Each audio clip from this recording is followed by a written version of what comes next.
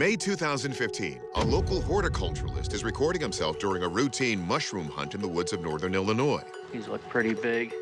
The footage, shot from his perspective, shows him calmly narrating as he walks through the forest, pointing his camera at various mushrooms scattered on trees and logs. And this one looks like it has a bite out of it. After pointing out what looks like a half-eaten mushroom, the man is startled by a strange and scary sound seemingly coming from nearby. Huh?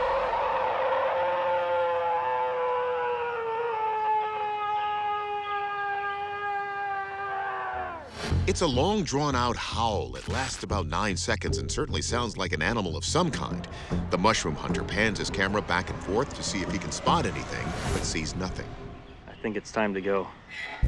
Field researcher Ken Gerhardt believes Bigfoot is a real primate, and like other primates, capable of producing a huge array of vocalizations and noises. So this I would characterize as a yell or a scream, which does fit into the paradigm of the Bigfoot world. Gerhardt claims Sasquatches are social animals and may vocalize if there's another one nearby. Most animals vocalize for a couple of primary reasons. One is for mating. But Gerhardt believes this actually isn't a mating call. It's a war cry.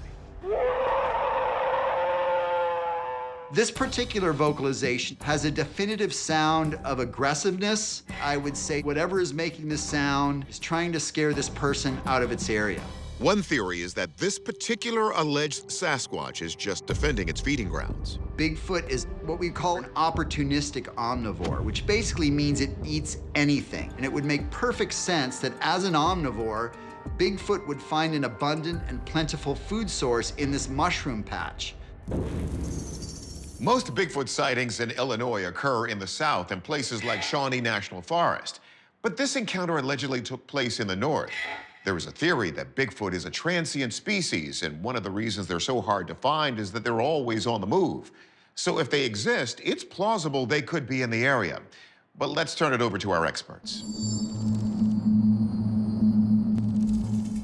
Anthropologist Kathy Strain wonders if we could be hearing a black bear. Now, there haven't been native populations of those bears in the state for a century, but it's believed that stragglers from neighboring Missouri and Wisconsin can travel to the state. So how about it? Bears do regularly growl. However, they don't tend to scream or yell for long periods of time. Their growls are very concentrated. But this was very loud and very extended. Biologist Dr. Floyd Hayes examines the other possibilities. The coyote or wolf can have a long howl, but it sounds quite different than that. It sounds more like a dog howl. And I don't think there's any smaller animals like a fox that would make a call that loud. So the only possibilities in my mind would be either a human or this mythical Bigfoot creature. So we turn the video over to our expert sound ecologist, Dr. Ben Gottesman.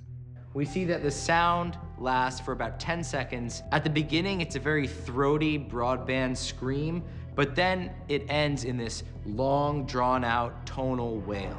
Under further examination, Gottesman says something rings hollow about this sound. This is an open forest, and yet there's a certain muffled quality to the sound. So I went digging, and I found the following sound effect from a show about dinosaurs.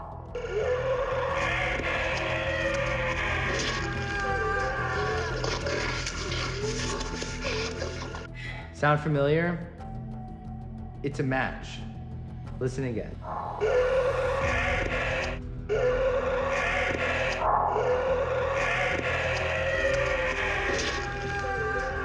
This recording is a hoax.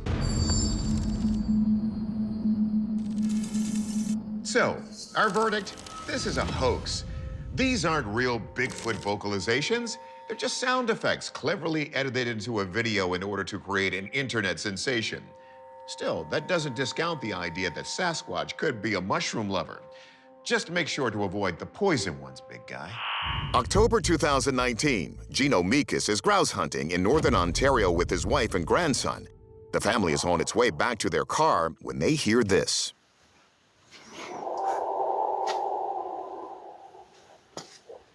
Let's hear it again. It's a series of blood-curdling cries echoing through the forest. It continues for about 5 minutes. I wish I knew what it was. I just don't know what to say it is because I didn't see it. People have been saying that it could be a Wendigo. In my culture, we really believe in that. Like, I didn't, but I'm kind of starting to think it could be something like that. The Wendigo Gino's talking about is a creature from the legends of the Algonquin tribes, with a cry that stuns its prey and a penchant for human flesh. Typically, it's described as incredibly tall, emaciated looking, ashen skin, large, sunken, glowing eyes, pointy ears. It is often said to have very sharp teeth and to smell very bad and have very bad breath. The predominant characteristic is that it's cannibalistic, with this never-ending hunger for human flesh. In fact, there is a psychiatric disorder referred to as Wendigo psychosis. This is characterized by strong compulsions which lead to cannibalism. There were some famous sightings that were logged from the 1800s up through 1922 in and around Minnesota.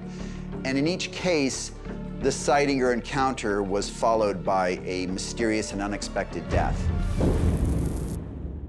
Thankfully for Gino and his family, their grouse hunting expedition only involved hearing this sound as opposed to seeing what might be responsible for it.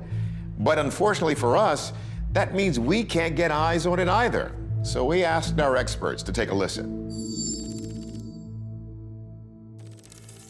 First up, wildlife biologist Dr. Stephanie Shuttler compares these strange sounds to the sounds of other known animals that roam these forests. Bears don't really communicate vocally at a long range, so they're not really projecting loudly out into the forest. So to me, it doesn't sound like a bear. Moose can make really loud noises as well, but they tend to make more of a bellow. This noise seems to be more harmonic. There's more of a variation in the vocality than you'd get from a moose. To me, it sounds more like a canid.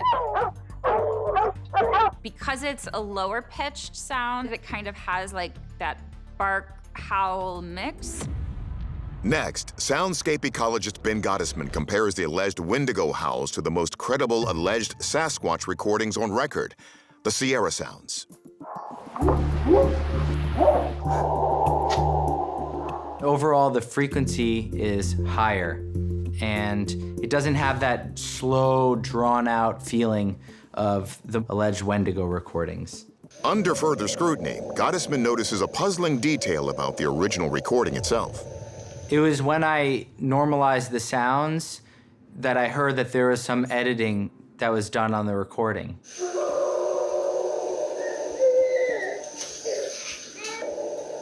Do you hear that little click right there? This is a bad edit job, and because it wasn't a smooth transition, there's a jarring click. And that means that whoever was creating this was copying and pasting. Gottesman follows up, playing on a hunch based on Shuttler's theory that this is some kind of dog. While the dog barks and the alleged Wendigo sounds weren't a complete match, I did hear some similarities. And so I stretched a dog bark and I lowered it. Let's compare that with these Wendigo sounds.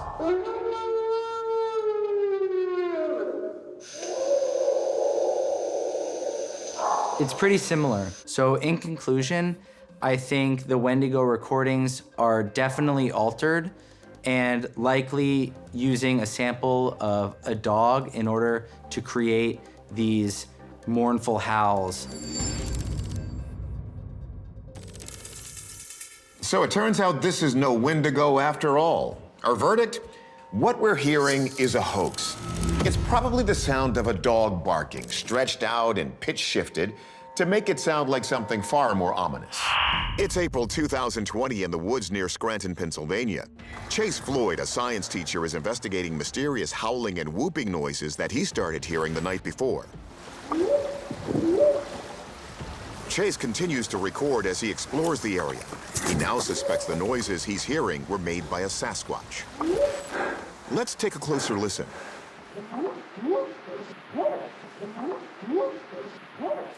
It sounds like a strange whooping noise. As Chase seemingly moves closer to the source of the sounds, his breathing gets faster and more labored, but he forges on anyway. Right now, I'm starting to get lightheaded. I really don't feel good right now. As I kept going, I started feeling nauseous. I got to a point where I was like, I just kind of want to get out of here and lay down. So I've done some research on unusual animal sounds. So a lot of like canines make weird noises, but nothing that would make the sounds that are in the video. At least not that I know from Pennsylvania. Once Chase shares the video, it racks up over 600,000 views. Field researcher Ken Gerhardt says the animal sounds recorded by Chase are all too familiar. I've actually heard similar vocalizations, and these are definitely attributed to the Bigfoot phenomenon. What's more, Gerhardt thinks Chase may be experiencing omoing, a phenomenon first described in Native American folklore dating back 2 centuries. Omoing is said to be an overwhelming energy experienced in close proximity of a Sasquatch. It manifests itself in a variety of symptoms, including temporary paralysis. I feel good. So omoing is described as a type of infrasound. The theory behind predators utilizing this infrasound is that it is a way to disrupt, confuse, or disorient their prey animals. If Bigfoot actually exists, then omoing may be a predatory mechanism, or maybe it's a defense mechanism like a skunk's odor. So there are really 2 questions here, folks. First, what made these sounds? And second, is there anything to this theory of omoing? Soundscape ecologist Ben Gottesman breaks down the sound waves. In order to find out what these alleged sounds are, let's compare them to some of the mammals in Pennsylvania. Gottesman starts with elk, which are known to produce bugle calls like this.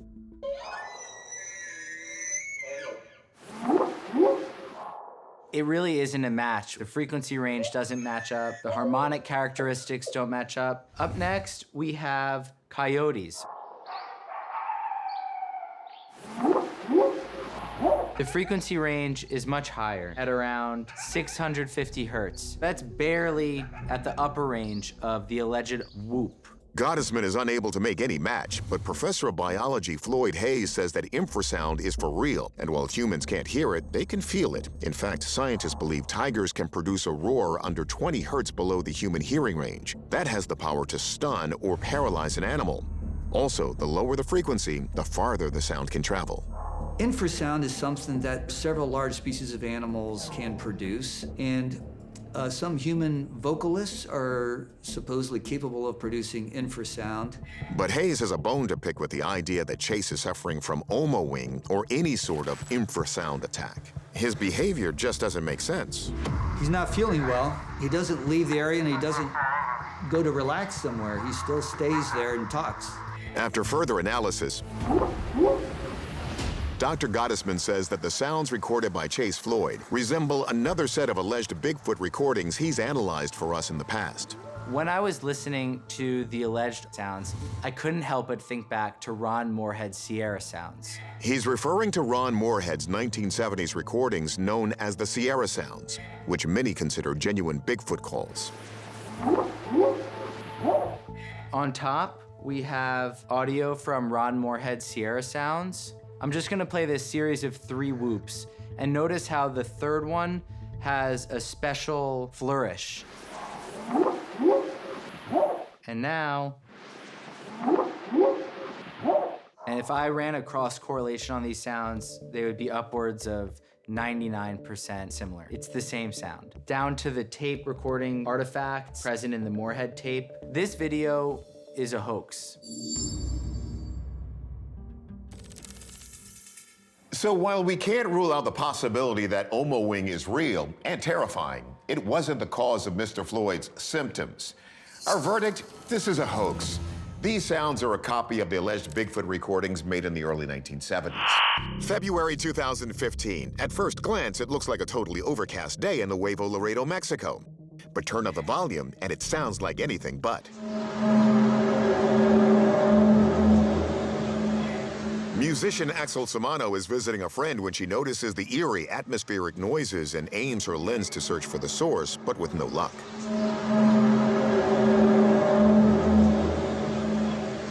The sound resembles a metallic moaning of some sort. It lasts for approximately 8 seconds and reaches a slight crescendo halfway through, almost as if something is crying out in pain.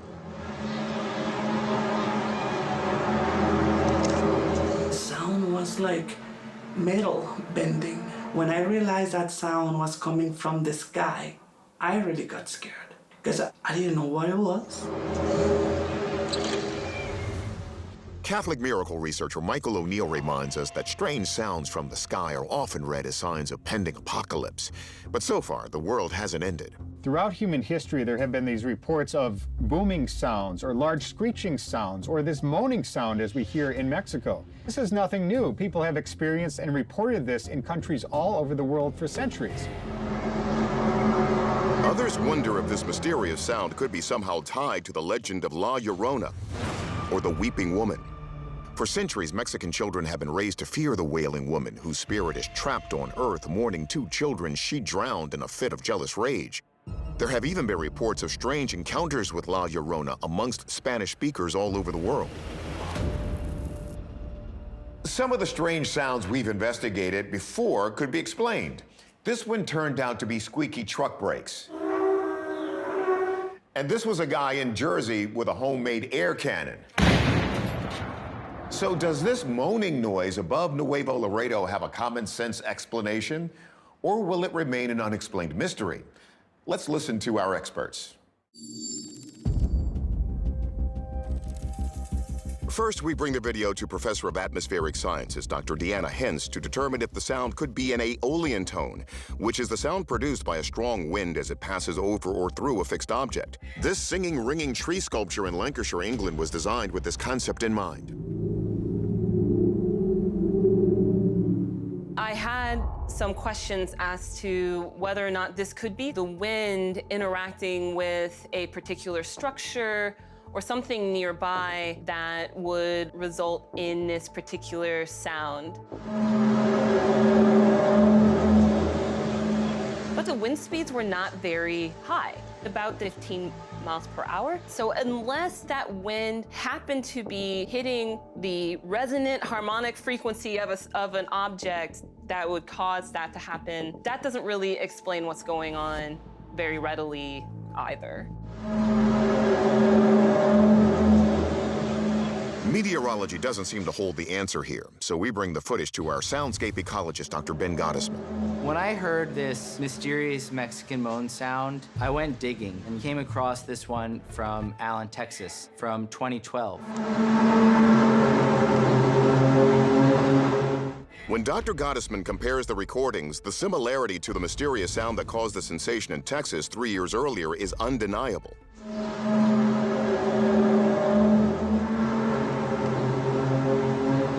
Here's our sound. As you see, 5 events. Now let's look at this other video captured in Texas. Again, we see these 5 events exactly the same, which leads me to believe that there's some sort of editing going on here. And so we can say that it's likely that whoever made this video used the audio in the Allen, Texas video. So, our verdict. Based on Dr. Gottesman's analysis, we're calling this a hoax. This is most likely just a pre-recorded sound found by somebody on the internet and repurposed to create an online sensation. The moaning has less to do with a cry for help and more to do with a cry for attention.